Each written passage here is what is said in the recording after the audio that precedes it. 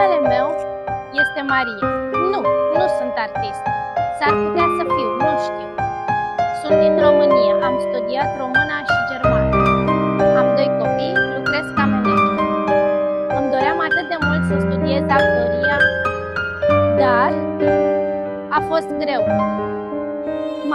M-am dus, dar părinții mei nu au fost de acord. A fost greu să le spun nu. Le-am spus lor da și mie nu. Acum fata mea vrea. Asta mă face fericită. Istoria se repetă.